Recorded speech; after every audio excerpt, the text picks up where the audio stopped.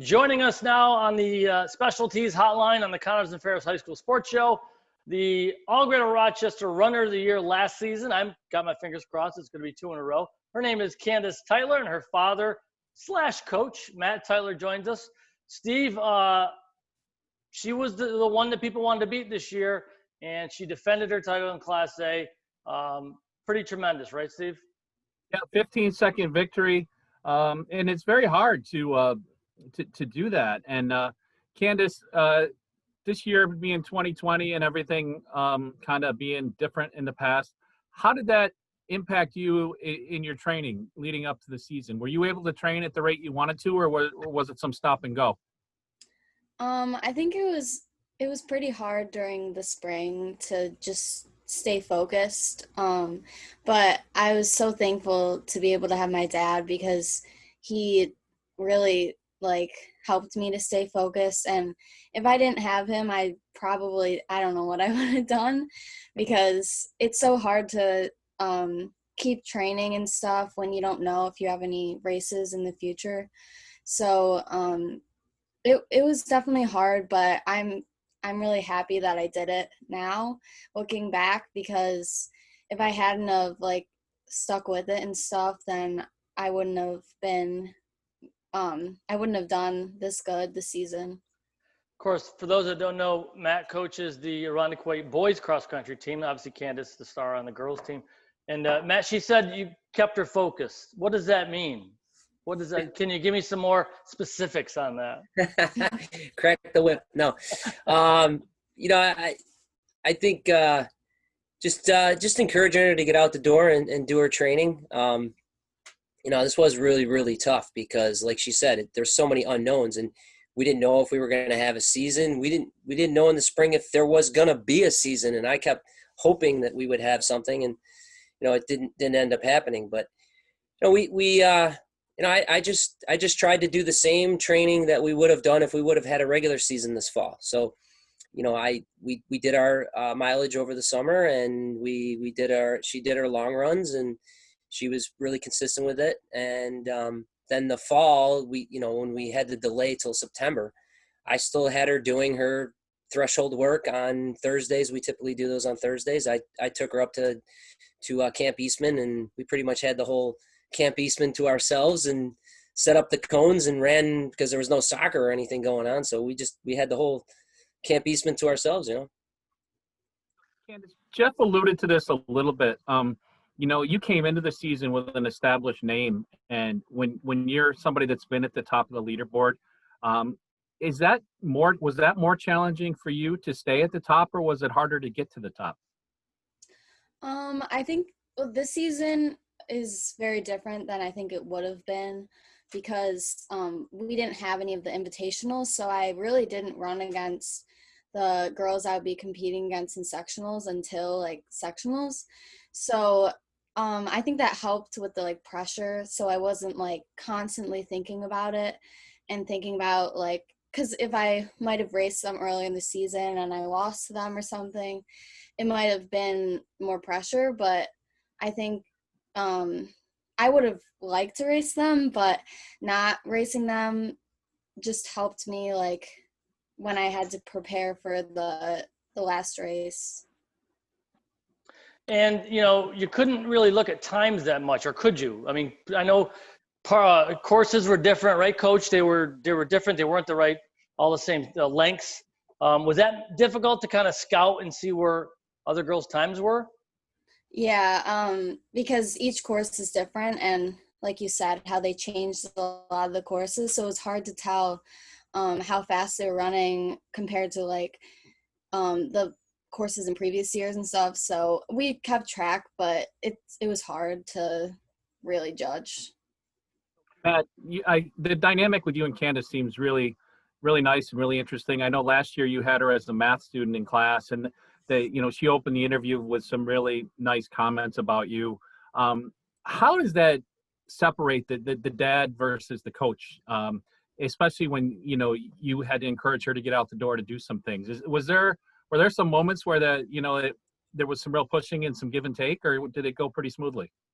I'd have to honestly say it went pretty smoothly. I mean, Candace is really easy to work with. She's the only time you have a problem with Candace is when she's hungry. She gets a little hangry, as we call it at our house. So, but other than that, I mean, I don't have to really do too much to get her to get out the door. She wants to do well. She wants to train hard. She wants to push herself.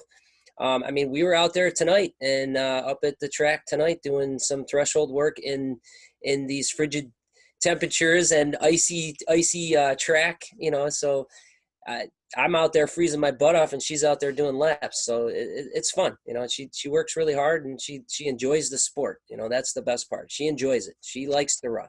Well, that's a good transition because I'm looking at fish behind you in water, and you were a former swimmer, Candace. What precipitated the switch? When did you change, and why did you do it? I think like ever since I was little, I would go to the cross country meets and watch, and it always seemed fun. But I've just always done swimming, and just running, it was hard to get into because there's no like club running or anything. So, but I just remember in 8th grade going to a cross country meet, and I was like, oh, this seems really fun. And then I had some trouble on the swim team. So I think like I did track too. So I just wanted to give it a shot, and I really liked it. So. Candace was a heck of a swimmer. I would have had no trouble whatsoever having her stay as a swimmer. That I did not like say you have to run or anything like that. She did outdoor track, and I knew she was going to do indoor, so I was happy just being able to work with her for those 2 seasons. When she decided she wanted to run cross country, I was like, you sure you really want to do this? You can keep swimming, because she was a good swimmer. I mean, she. Now you have a sister, older sister Colleen. You have 2 younger sisters who are swimmers, and seeing the water and knowing this. So there's 4 daughters, a wife, and a husband in this house, and you're wasting water on a fish tank, Coach Tytler. You must have such an enormous water bill as it is, all the showers and all that. You're not kidding. I'm just kidding. Go ahead, Steve. Go back to the real interview. I'm just making jokes. So Candace, you're a junior. You've got, hopefully, 5 more sports seasons left. Take a look at what your accomplishments are now, and where you'd like to be in a year, and what are your goals? Is college running a goal? Yeah, I'm not really very far into the process yet, but I'm definitely looking into it, and I'm getting pretty excited. Matt, did you run? Were you a runner at Kearney? I played basketball, football, and baseball, and then unfortunately got cut from the baseball team, so I couldn't let my younger brother one-up me, so I went out for the track team as a junior, and I fell in love with it. I mean, it was a great sport. I mean, you didn't have to sit behind anybody. You didn't have to worry about, playing time or anything like that, and whatever you put in, you got out. So that's when I started my running career. I really didn't have much of a running career until I met a guy named Jack Daniels, believe it or not. He's a running guru. And I met him at the Olympic Training Center when I went to work Rick Guido's camp on Lake Placid. And I got to sit down and talk with him. And he taught me some simple things that I put into my own running, and I saw a huge drastic improvement. So I just tried to bring that to the kids as well. And before I forget, you are our G&G, or I beg your pardon, our Bob Johnson Auto Athlete of the Week, Candace. We stretch out our weeks quite a bit here, but you're going to race somewhere this weekend. Tell us about that. Where are you heading? Or today, I guess it would be, as people hear it on Saturday. Are you going? Where are you heading? Go ahead. You tell them. So we're going to New Jersey. Yeah, so we're going to New Jersey. I think it's called like the East Coast Championships. Yeah, East Coast Championships. Well, we wish you the best of luck. Steve, anything else? No, it just, that's great that the season gets to go into October, because a lot of the sports didn't get a postseason. And after all the uncertainty and everything, it's great to see Candace be able to do that. Will you be testing yourself against runners from all across the Northeast? Is that a chance to really see where you are at this point in time, and kind of measure where you want to go?